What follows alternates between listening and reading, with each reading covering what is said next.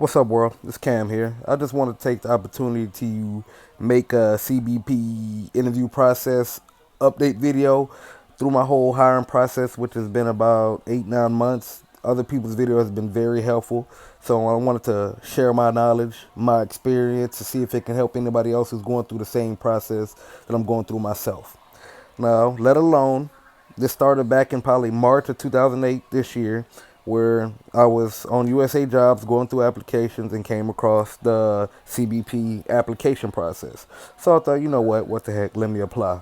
I really committed myself to sit there for an hour and a half to finish this application because it's such an in-depth application. They want to know everything, which leads up to, you actually getting information to your equip, which is what I'm telling you. I had to do it maybe 3, 4 times, which they email me back telling me, oh, or they'll call me telling me you did this wrong, you need to correct this, you put this, you need to correct that. But when it was all said and done, it was a lengthy process, but I was glad I got it done because it comes in effect later when you take your polygraph test, which I passed, but I'm getting ahead of myself there.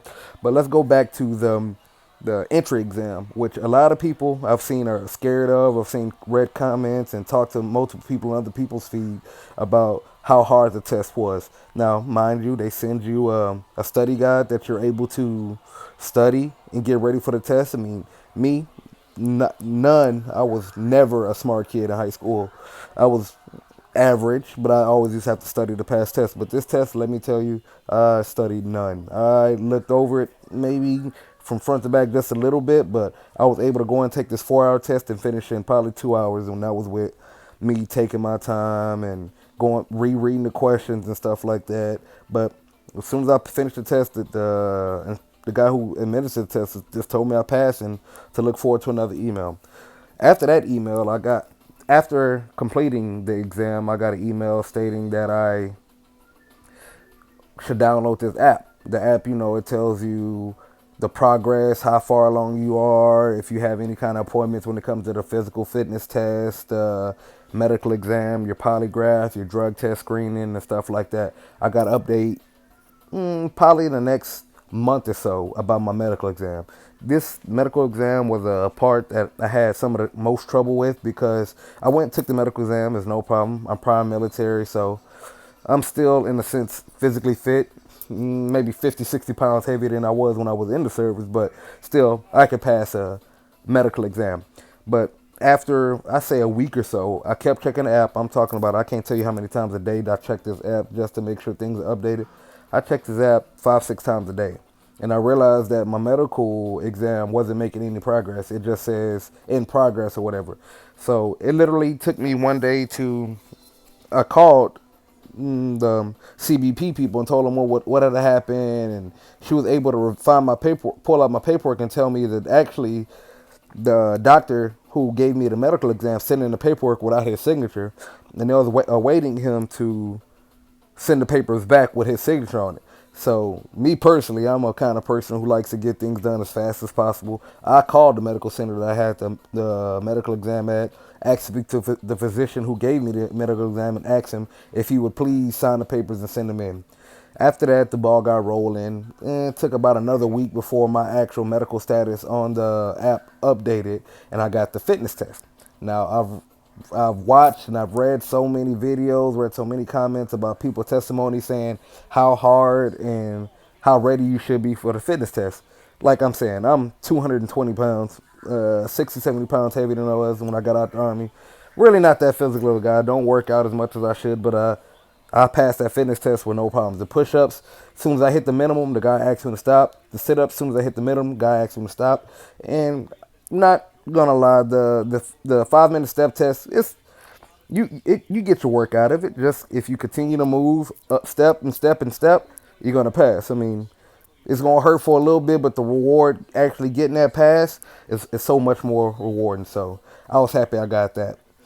And then after passing the fitness test and the medical exam, I want to say maybe 2, 3 months, I got an email stating that I had the structured interview. Structured interview, I've saw the videos, I was nervous about it, but my whole life, when any kind of job it came to, I was all about interviewing well. I interview very well, not to brag on myself or anything, but I can pass the interview, especially when it comes to situational questions they ask you, which I'm not at liberty to discuss. It's just a bunch of situational questions, and I myself having prior military experience as a military police, it's a lot of the same scenarios we deal with when I was there. I was able to pass the structured interview, and right after the interview was over, the guys told me right away, they're like, you got to pass. You passed the structured interview, so let's get the fingerprints done. I did my fingerprints, and this was back in maybe June. I went, got them done, got to pick the brain of my interviewers a little bit about like day to day life, what did he did. Actually, a pretty cool guy, and that was it. So, like I say, this happened in June, July, August, September, October, November. Say 4 months later, I get an email stating that, well, I have an email from a CBP polygrapher stating that he wanted me to come in for a polygraph. Now, I didn't expect to get this far, so it was really making me nervous knowing how many people I know who's so many horror stories about failing the polygraph and how they say you're lying and being deceitful like this. So I was nervous. I'm not gonna lie. He scheduled me. They gave me a month's notice, which was very good. You know, it gives you time to, if you currently employed, get in touch with the job, let them know that you're gonna need off that day. And mine, I had to travel to Houston, which is not far from where I live. It's like a 40-minute drive, so it wasn't that bad. But come to find out, the day before my actual polygraph, when I'm good and ready for it, he had to cancel on me. So that happened, and it was no biggie. I mean, long as they say, long as you go in there and tell the truth and are completely honest, you'll pass the test.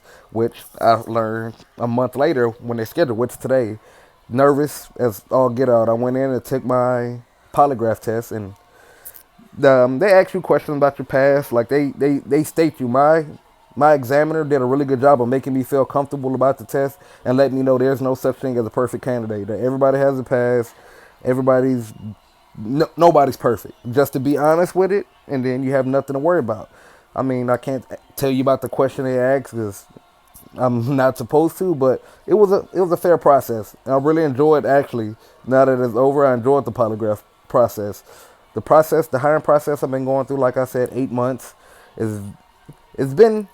Hopefully it'll be rewarding. I'm hopefully to be able to have me provide a better life for my family, which I like, and have some kind of purpose and fulfillment in the job. But that was just my experience up to this point now. The only thing I'm waiting for now is my background to be complete and when they want me to do my drug test, and I'll be in there. So if you got any questions, feel free to leave a question and I will respond. Thank you.